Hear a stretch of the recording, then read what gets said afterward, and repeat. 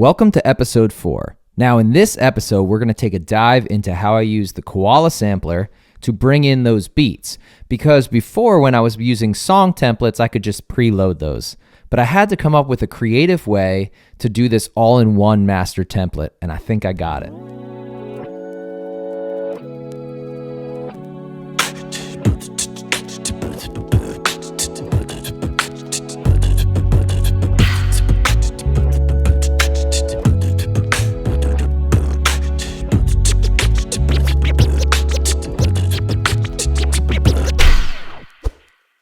So I oftentimes will either sample something from a record that I love, or there's a certain beat that I love. I'll sample directly from the source. I will download from something like Splice that I subscribe to, or I'll use Logic Pro and I'll create my own drum beat for that particular song.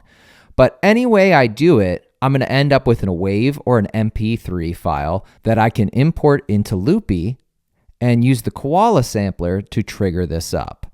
So each song that I have and I play is saved as a preset inside Koala. So let's take a look at that. I'm going to pull up my iPad here. And now you're going to see a list of all these different songs that I do. This is not every song I do. Some songs use the blank project template and I build from scratch. But these are all the ones that have something that is pre-programmed, usually just beats. So I'm going to select, let's say, No Diggity here. Okay, brings me right back over here. I'm going to turn off the lo-fi. But I want you to see what's going on there when I open up Sampler. You're going to see that in the bottom corner, left corner, you're going to hear the sample.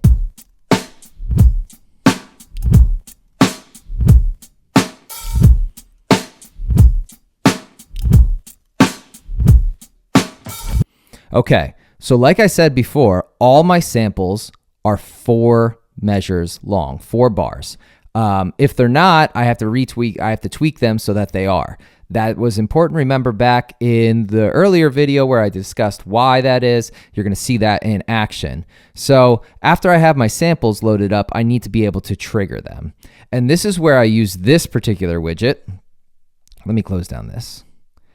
And you're going to see here that it's sending a note. So using the press and release, I have it send a MIDI note. It can be any note.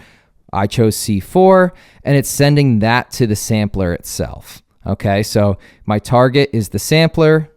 And if you want to see what that looks like, you go all the way down to the bottom and send MIDI message. Okay, and I'm going to remove that and I'm going to go into mine. Okay, so you choose your target, which is the sampler. It's going to send the MIDI message. I chose note, and the note is 60, which is a C4. Then I went into my sampler, and I'll make this full screen for now. And I'm going to click on the 3 bars, go into settings, under MIDI, and you do MIDI map. Now the cool thing is, because you just created a MIDI note.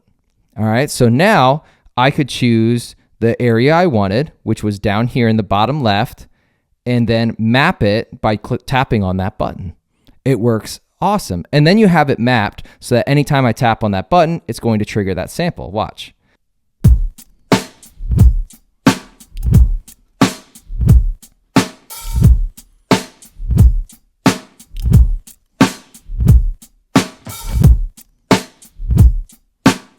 Notice how it stopped right at the 4 bars. That's why that was so important. Now I have it set. My drum beat has been imported. And just like that, I'm ready to rock. I can start recording bass. I can start recording guitar tracks, or I could just start playing and singing right away. So in the next video, I'm going to show you how you can actually make this even more flexible, and it gets very versatile as we go through with my other step dial up there that you guys saw me adjust. Okay, so you can see here I have the Koala sampler up. I want to show you what my presets look like. So if I click on the folder icon, you're going to see all the different songs that I have here that will actually have samples in them. Again, some songs I'll beatbox, I'll use my guitar and play percussive tracks on there. So this isn't like an entire album of songs that I do, but it gives you a good idea. So let me choose, let's say Sunday Vibe. Okay, so now I have Sunday Vibe pulled up, and you can see that it's just the drum beat. By the way, it's important that when you choose that spot where your drum beat is going to be triggered, that's where you always lay your sample down. Let me pull up another one that has, this one's the original, always on my mind. This one has other samples. Okay, so those are triggered by those 4 buttons that I showed in the last video. But notice that the bottom left corner is always my drum sample. Okay, that's important because that's what's triggered on my MIDI trigger button, that little, the one with the start flag. So you want to make sure that you have your beat always in the same spot, always the same amount of bars. And then that's all you have to really do. So let me exit out of that. Okay, and let's take a look at what, actually, let me go back here first, clear this out. Okay, let's take a look at what these widgets do. Okay, so I'm going to click on one of them or tap on one, Curbside Profit. All right, so the first thing, it has to set the tempo. These tempos are very important because the samples in Koala, those samples are locked in at a certain tempo. And when I lock it in there, that's how it reads the 4 bars and will end there. So it sets the tempo, and then it will choose the preset inside Koala. So if I go click on this one, you're going to see all my presets are here. I choose the appropriate preset for that one. And then I can really do anything else. Oh, it's important that it shows back the main page, but I can do tons of other things. So let's look, let me think of one that might have some more. Doing time. Yeah. So I with Doing Time by Sublime, I added some value changes. So my sliders for spring and tape, and I also have a chorus button pressed and the tremolo pressed so that when I'm ready to go, I don't have to also then go ahead and press those. So I'm starting to automate more things that I know from the start need to happen. Okay, so that's another awesome thing that you can do with this. And depending on the song, you have all those different options. So if I click on Shine here, you'll see that I have the other ones. Now you may be thinking, what is that select on the step dial? That's coming up in the next video where I'm going to discuss more about how I start and stop these loops and some of the neat, tricky things that I've done and figured out throughout the way. So all of these will load up samples, they'll set the tempo, they'll show the main page, and they'll say what the functionality is, and you'll get that in the next video. So it's actually really simple process. Now that I have this up, I go in here, and I can go to select new. I can load in a sample. Again, these can be waves, these can be MP3s, they can be things that you bought, that you sampled yourself. That's why I sample myself. It's why I can't include some of the samples in this.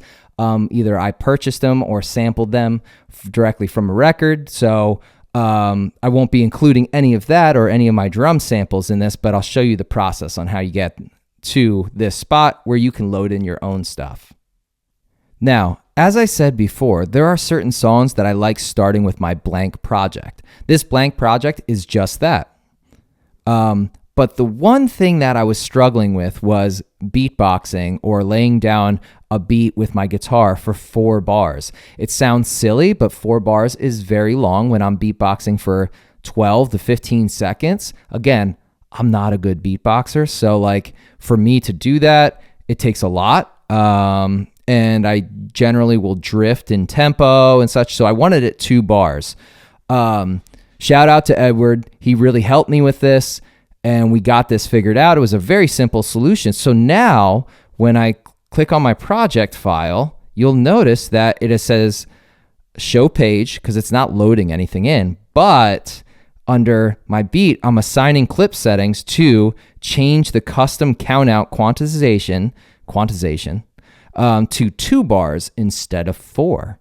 This is awesome. Now I only have to beatbox for 2 bars. I could change it to 1, but I do like the fact of doing 2 there. Okay. And one of the things I had to do then was when I used my clear button to reset it to 4. I'm going to show that in the next episode because that's another long one, and that one is constantly building and it looks very overwhelming. So I'm going to save that for the next one, because this one's already getting pretty long. So again, Koala Sampler, highly recommend for those that are looking to bring in samples into their mix. And it is like an MPC style. Like you could totally use it that way. I have, and I'm just trying to get a little bit better about touching the iPad screen live, because now I don't have my other MIDI keyboards and I don't want them out here again. So now I have to figure out how I'm going to do that with the iPad screen. But again, awesome app. It's the only other AUV3 that I use inside Loopy as far as non-effects. So this is something that I've really leaned on, and it was the huge game changer in what led me to this particular template. Thanks, guys. We'll see you 2 more episodes. So episode 5, we're going to be looking at more the start, the stop functionality, and some of the other widgets that I really didn't talk about in here, but just some kind of like overarching, like dashboard type views of some of these things and the functionality that it presents live.